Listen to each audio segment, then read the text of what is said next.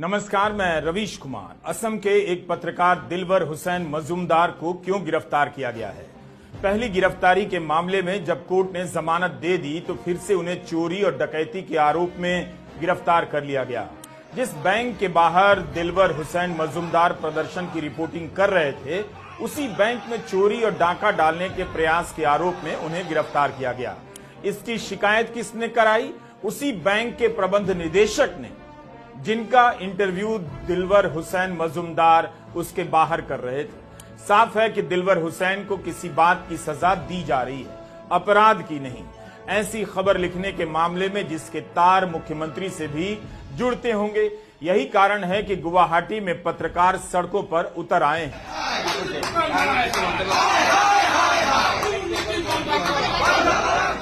हताशा के इस दौर में यह देखना भी हौसला देता है कि गुवाहाटी के पत्रकार दिलवर हुसैन मजूमदार की गिरफ्तारी के विरोध में तगड़ा प्रदर्शन कर रहे हैं, मानव श्रृंखलाएं बना रहे हैं, थाने तक मार्च कर रहे हैं। इस तरह के प्रदर्शन केवल गुवाहाटी में नहीं बल्कि असम के दूसरे हिस्से में भी हुए हैं। पत्रकार काली पट्टी बांधकर प्रेस की स्वतंत्रता के नारे लगा रहे हैं। असम के इतिहास में ऐसा कभी नहीं हुआ जब पत्रकार इस तरह एकजुट होकर सड़कों पर उतरे हों। द वायर के लिए लिखने वाली पत्रकार संगीता बरुआ पिशारोती ने लिखा है कि इस तरह का प्रदर्शन असम में पहले नहीं देखा गया, रेयर है। छत्तीसगढ़ के पत्रकार मुकेश चंद्राकर की हत्या को लेकर वहां के पत्रकारों ने भी घनघोर आंदोलन किया, लेकिन असम का आंदोलन जोरदार बताया जा रहा है। यूपी के सीतापुर में दैनिक जागरण के पत्रकार राघवेंद्र वाजपेयी की हत्या कर दी गई। क्या आपने सुना कि जागरण के पत्रकारों ने सड़कों पर मार्च किया हो? दिल्ली में प्रेस क्लब ऑफ इंडिया से लेकर एडिटर्स गिल्ड ऑफ इंडिया ने दिलवर हुसैन मजूमदार की गिरफ्तारी की निंदा की, लेकिन एक हताशा घर करती जा रही है कि निंदा से भी कुछ नहीं हो रहा। गिरफ्तारियां रुक नहीं रही, हत्याएं रुक नहीं रही। असम के ये पत्रकार एकजुट होकर अपने अधिकारों के लिए लड़ रहे हैं। गुवाहाटी प्रेस क्लब की अध्यक्ष सुष्मिता गोस्वामी ने कहा है कि पत्रकारों का प्रदर्शन तब तक जारी रहेगा जब तक दिलवर को रिहा नहीं किया जाएगा।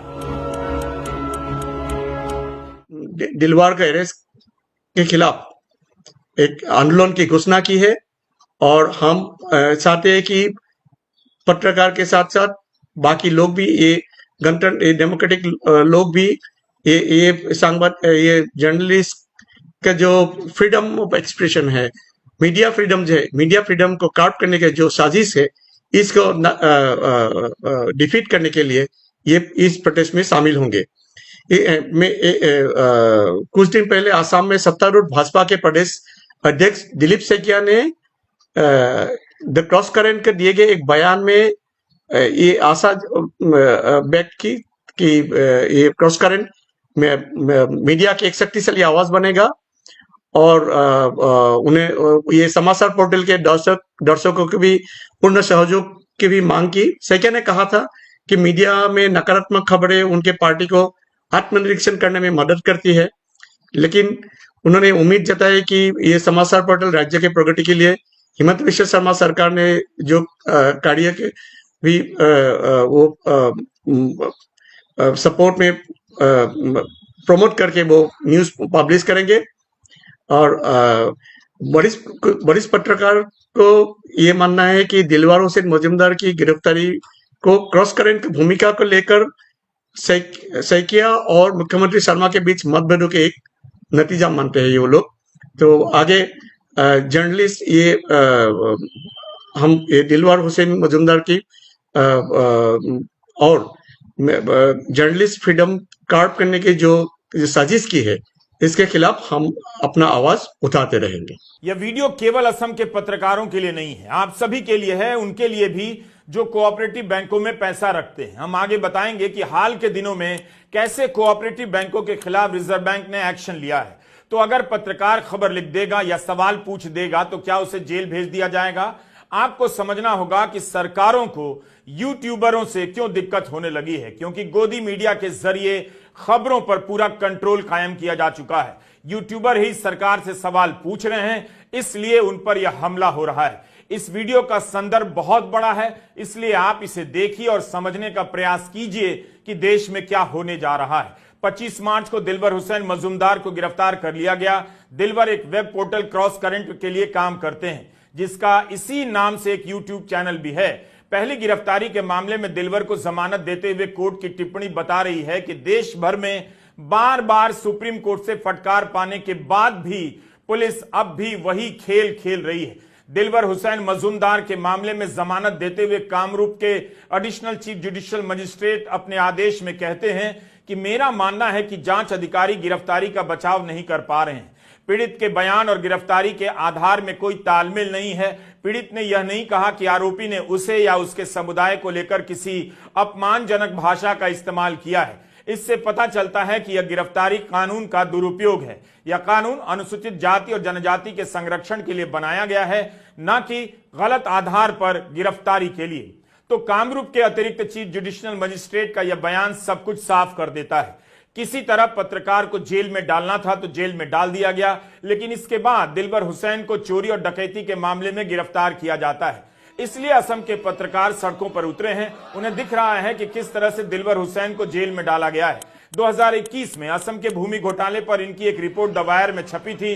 द क्रॉस करंट और द वायर ने मिलकर इसकी जांच की थी कि मुख्यमंत्री राज्य भर में सरकारी जमीनों से किसानों के परिवारों को बेदखल कर रहे हैं, यह कहते हुए कि सरकारी जमीन पर कोई कब्जा नहीं कर सकता। जबकि हेमंता बिस्वा शर्मा की पत्नी का संबंध एक रियल एस्टेट कंपनी से है, उस पर भी 18 एकड़ सरकारी जमीन कब्जा करने के आरोप हैं।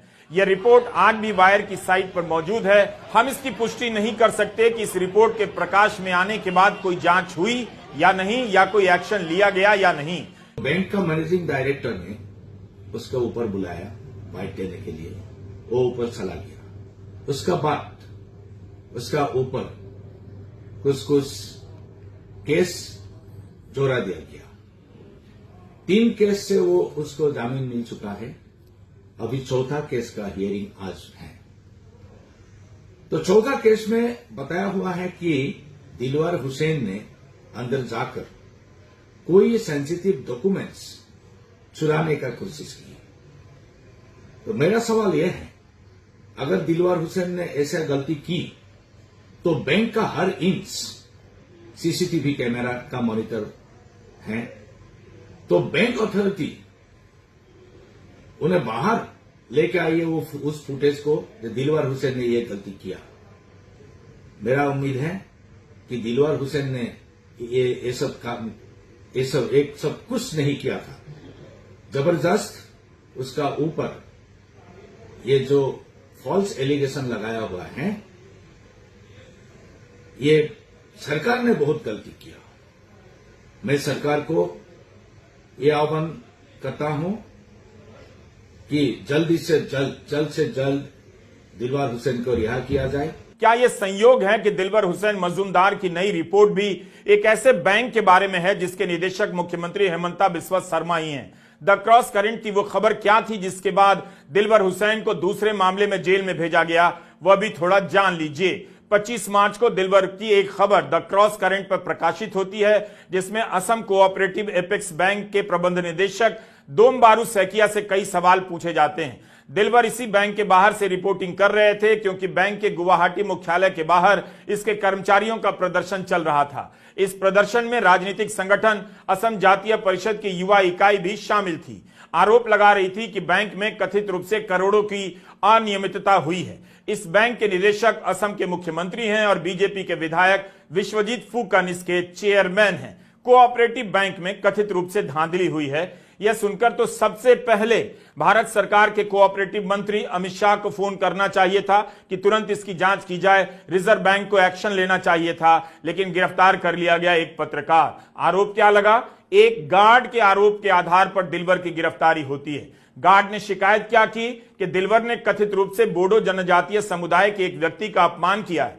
किस व्यक्ति का अपमान किया है वो शिकायत में नहीं है, उसका नाम नहीं। द हिंदू अखबार ने लिखा है कि यह स्पष्ट नहीं कि जिसका अपमान हुआ वह बैंक का कर्मचारी है या कोई और, मगर दिलवर हुसैन पर अनुसूचित जाति और जनजाति अधिनियम का उल्लंघन करने सहित विभिन्न आरोपों के तहत केस दर्ज कर दिया गया। द वायर ने लिखा है कि दिलवर प्रदर्शन की रिपोर्टिंग कर रहे थे, वहां से उन्हें पान बाजार पुलिस थाना बुलाया जाता है और गिरफ्तारी हो जाती है। आधी रात को उनके दोस्तों और परिवार को सूचित किया गया कि उन्हें SC/ST एट्रोसिटीज एक्ट के तहत गिरफ्तार किया गया है। उनकी पत्नी को कागज के टुकड़े पर लिखकर वह लाइन दे दी गई जो कथित रूप से दिलवर ने बोडो समुदाय के आदमी से कही थी। हमने आपको इस वीडियो के शुरू में ही बताया कि एडिशनल चीफ जुडिशियल मजिस्ट्रेट ने इस मामले में दिलवर हुसैन को जमानत देते हुए कहा कि कानून का दुरुपयोग हुआ है। जांच अधिकारी गिरफ्तारी का बचाव तक नहीं कर सके। क्या यह साफ नहीं कि पत्रकार को फिक्स किया जा रहा है, उसे खबर लिखने की सजा दी जा रही है। 25 मार्च को गिरफ्तारी होती है, 26 को जमानत मिलती है, लेकिन 27 को दूसरे मामले में अरेस्ट कर लिया जाता है। इस बार आरोप लगाया जाता है कि उन्होंने अवैध तरीके से बैंक में प्रवेश किया, दस्तावेज चुराने की कोशिश की, बैंक के काम को रोका और कर्मचारियों को धमकी दी। एक मामले में जमानत मिलने के बाद पुलिस को ख्याल आता है दूसरी शिकायत में गिरफ्तारी कर लेनी चाहिए। इंडियन एक्सप्रेस की यह रिपोर्ट देखिए। असम के मुख्यमंत्री हिमंता बिस्वा शर्मा कहते हैं कि दिलवर को पत्रकारिता से संबंधित मामले में गिरफ्तार नहीं किया गया है। उनके खिलाफ 2-3 मामले हैं, वे सभी में गिरफ्तार किए जाएंगे, चाहे तो जमानत ले सकते हैं। एक्सप्रेस में मुख्यमंत्री का जिस तरह से बयान छपा है, क्या आपको हैरान नहीं करता? क्या आपने देखा कि एडिशनल जुडिशियल मजिस्ट्रेट ने क्या कहा कि दिलवर हुसैन के खिलाफ पुलिस सबूत नहीं दे पाई, गिरफ्तारी का बचाव नहीं कर पाई और कानून का दुरुपयोग हुआ? तब भी मुख्यमंत्री बचाव कर रहे हैं कि दिलवर के खिलाफ कई केस हैं, गिरफ्तारी होगी। सवाल तो यही है कि कानून का दुरुपयोग कर अगर केस दायर किया जा रहा है तो उसकी सजा किसे मिलनी चाहिए? असम के मुख्यमंत्री ने ट्विटर पर भी लिखा है कि मेरे ध्यान में यह बात आई है कि कुछ मीडिया हाउस ने खबर छापी है कि असम पुलिस द्वारा एक पत्रकार की गिरफ्तारी की गई है। मैं साफ कर देना चाहता हूं कि असम पुलिस ने हाल के समय में किसी पत्रकार को गिरफ्तार नहीं किया है। मुख्यमंत्री हिमंता बिस्वा शर्मा जिस पोर्टल को मीडिया नहीं मानते, जिस रिपोर्टर को पत्रकार नहीं मानते कि उसे मान्यता नहीं है, उसी पोर्टल के बारे में बीजेपी के प्रदेश अध्यक्ष दिलीप सैकिया कहते हैं कि आप अच्छा काम कर रहे हैं, क्रॉस करंट अच्छा काम कर रहा है, और दिलीप सैकिया उस पोर्टल को इंटरव्यू भी देते हैं। दिलवर हुसैन मजूमदार पत्रकार भी हैं और वकालत भी करते हैं। गुवाहाटी प्रेस क्लब के सहायक महासचिव हैं। दिलवर हुसैन जिस द क्रॉस करंट के लिए रिपोर्टिंग कर रहे थे, उसके यूट्यूब पर करीब 2.5 लाख सब्सक्राइबर हैं। इस चैनल पर 29,000 से अधिक वीडियो हैं और रिपोर्ट हैं। फिर भी इसके पत्रकार को मुख्यमंत्री पत्रकार नहीं मानते। दिलवर की गिरफ्तारी के बाद मीडिया में छपे मुख्यमंत्री हेमंता शर्मा के बयान पर गौर कीजिए। उन्होंने कहा, क्रॉस करंट ऑनलाइन पोर्टल में काम करने वाले लोग पत्रकार नहीं हैं, उन्हें पत्रकार की मान्यता नहीं मिली है क्योंकि राज्य का सूचना निदेशालय पोर्टल के पत्रकारों को मान्यता नहीं देता। तो क्या अब पत्रकार वही कहलाएगा जिसे सूचना निदेशालय मान्यता देगा, जिसके पास राज्य सरकार का दिया हुआ पहचान पत्र होगा, जिसके पोर्टल को सरकार विज्ञापन देगी? जिसके पास यह सब नहीं होगा, क्या वह पत्रकार नहीं कहलाएगा? यह कब से मानक हो गया? हिमंता बिस्वा शर्मा कहते हैं कि दिलवर मान्यता प्राप्त रिपोर्टर नहीं है क्योंकि सरकार प्रिंट और इलेक्ट्रॉनिक मीडिया को ही आई कार्ड देती है। यह कैसा तर्क है? भारत के प्रधानमंत्री नरेंद्र मोदी यूट्यूबर को बुलाकर इंटरव्यू देते हैं, उनके मंत्री पॉडकास्टर को इंटरव्यू देते हैं। प्रधानमंत्री मोदी ने भी पॉडकास्टर को इंटरव्यू दिए हैं। नेशनल क्रिएटर अवार्ड में यूट्यूबर को पुरस्कार दिए गए। क्या उनके पास किसी सरकार का आई कार्ड था? यह कहां लिखा है कि सूचना विभाग से जिसे मान्यता नहीं होगी वह पत्रकार नहीं होगा और पत्रकारिता नहीं कर सकता? तो मुख्यमंत्री के हिसाब से अगर इनके पास मान्यता नहीं है तो क्या ये पत्रकार नहीं है? फिर प्रधानमंत्री इन्हें क्या समझकर इंटरव्यू दे रहे हैं? लोकसभा चुनाव से पहले दिल्ली के भारत मंडपम में सैकड़ों यूट्यूबर को क्यों बुलाया गया? उन्हें सम्मानित क्यों किया गया? अब the cross current YouTube channel ने ऐसी खबर कर दी जिसके तार मुख्यमंत्री से भी जुड़ते हैं, या जिस बैंक के निदेशक मुख्यमंत्री हैं, तो मुख्यमंत्री मान्यता प्राप्त पत्रकार होने की याद दिलाने लगे। कमाल है। हर न्यूज चैनल का अपना एक यूट्यूब चैनल है, कई चैनल है। तब भी असम सरकार केवल प्रिंट और इलेक्ट्रॉनिक माध्यमों को ही अभी तक न्यूज मानती है। क्या दूसरे चैनलों के यूट्यूब चैनल और रिपोर्टर को असम सरकार या बीजेपी की सरकारें आई कार्ड नहीं देती हैं?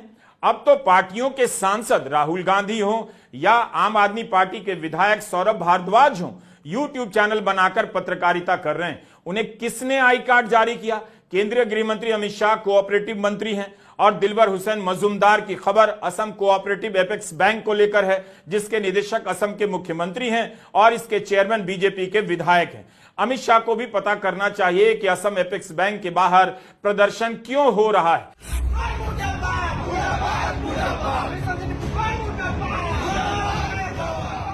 ये तमाम खबरें कोऑपरेटिव बैंक के बाहर हो रहे प्रदर्शनों की हैं। इस प्रदर्शन की खबरें छप रही हैं और यह राजनीतिक मुद्दा भी है। इस बैंक में कथित रूप से 20 करोड़ रुपए के घोटाले के आरोप लग रहे हैं। 25 तारीख से प्रदर्शनकारी उच्च स्तरीय जांच की मांग कर रहे हैं, प्रदर्शन पर डटे हुए हैं। दिलवर हुसैन मजूमदार ने रिपोर्टिंग के दौरान कई सवाल पूछ दिए, जिस इंटरव्यू के बाद दिलवर को पुलिस द्वारा पूछताछ के लिए बुलाया